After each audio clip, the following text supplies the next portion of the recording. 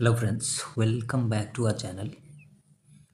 तो अभी ईरान और यूएसए के बीच में पीस टॉक चल रही थी, ठीक है। और आई एम श्योर आप सबने न्यूज़ सुना होगा, देखा होगा।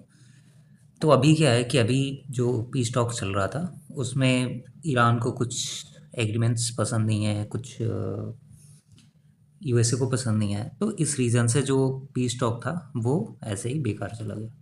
मतलब वहाँ पे कुछ एग्रीमेंट हुआ नहीं, एक अंडरस्टैंडिंग नहीं बनी, ठीक है। तो इस रीज़न से क्या हुआ, अभी ट्रम्प का ट्वीट आया था, मतलब ट्वीट किया था कि स्टेट ऑफ हॉर्मुज़ तुम अपनी मर्ज़ी से खोल दो, नहीं तो हम अपनी नेवी और आर्मी का यूज़ करके ओपन करेंगे। फिर उसके बाद से अभी रिसेंटली आया है कि मतलब वो एक प्रेस कॉन्फ्रेंस भी करने वाला है। बट उसके पहले बहुत सारी चीज़ें हैं जिस पे एक एक करके बात करेंगे। तो पहले स्टार्ट करते हैं कि क्या चल रहा है। पहले तो ये वीडियो देखो। एक एक्चुअली ये वॉरेन बफे का रिसेंटली इंटरव्यू है। मैं बहुत टाइम से सोच रहा था कि डालूं, फिर सोच रहा था कि पता नहीं, मतलब वो आ जाता है ना स्ट्राइक, क्योंकि ये सीएनबीसी का है तो देखना पड़ेगा। तो मोहतरमा ने पूछा था कि मतलब अभी रिसेंटली जो डाउनफॉल चल रहा है मार्केट में, तो ये क्या शॉर्ट टर्म के लिए है या फिर इससे भी खतरनाक हो सकता है। तो उसी का रिस्पॉन्स दिया था। मैं इसको थोड़ा सा स्पीड बढ़ा देता हूँ।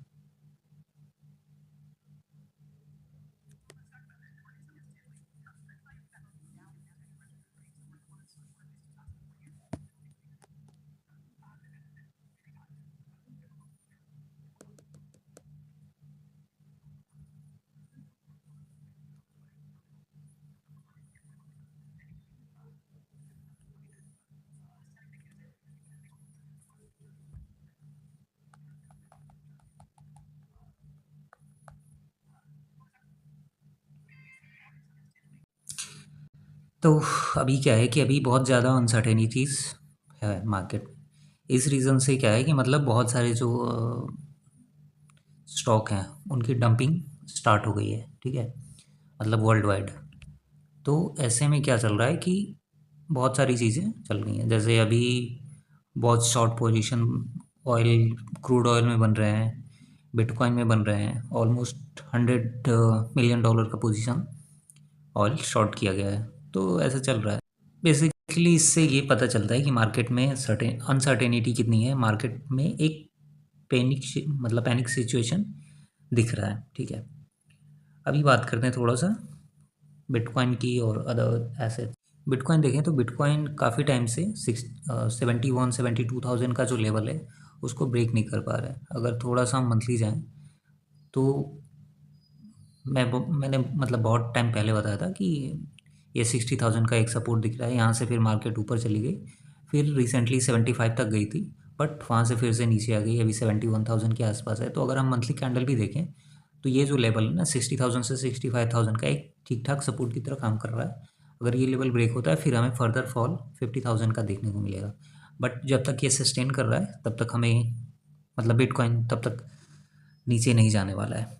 अगर हम बात करें कि रेजिस्टेंस साइड की, तो 75,000 और फिर से 75 to 80,000 का जो लेवल है, अगर यहाँ पे एक ब्रेकआउट आता है आने वाले 1 महीने, 2 महीने, 3 महीने तक, तो फिर हमें 90,000 तक का लेवल दिखेगा, ठीक है।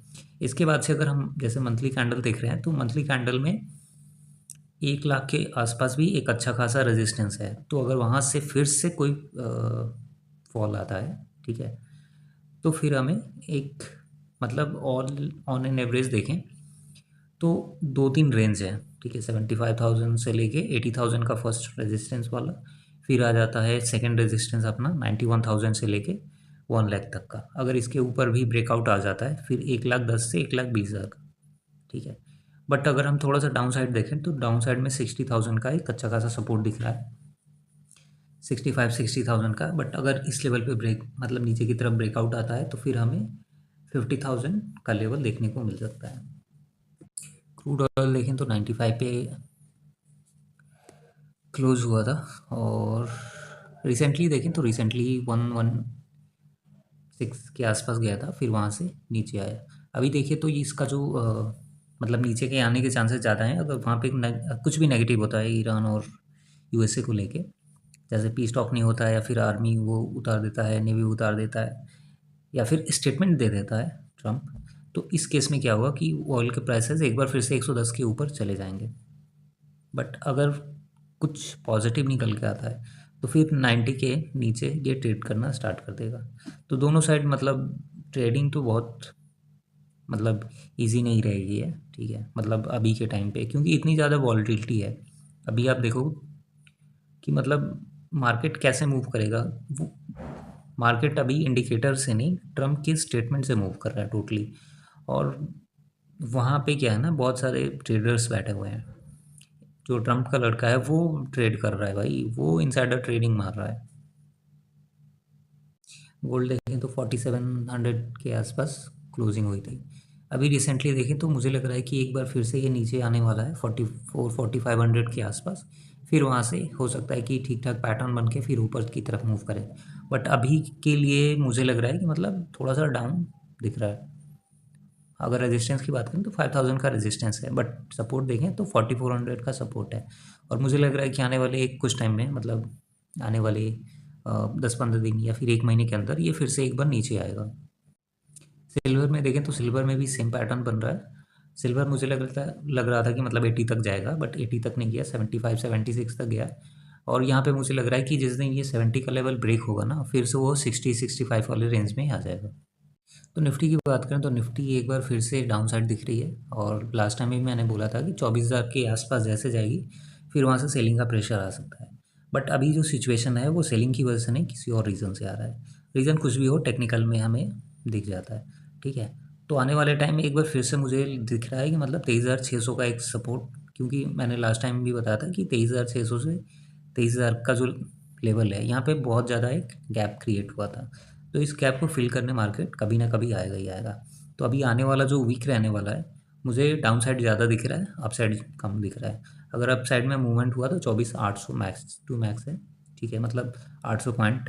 और डाउन साइड में देखें तो ऑलमोस्ट 1000 पॉइंट की डाउन साइड दिख सकता है, मतलब इस वीक के अंदर। ये बेसिकली एक रेंज मान सकते हो कि 24,800 का एक रेजिस्टेंस है और सपोर्ट 23 150 और 23,000 का।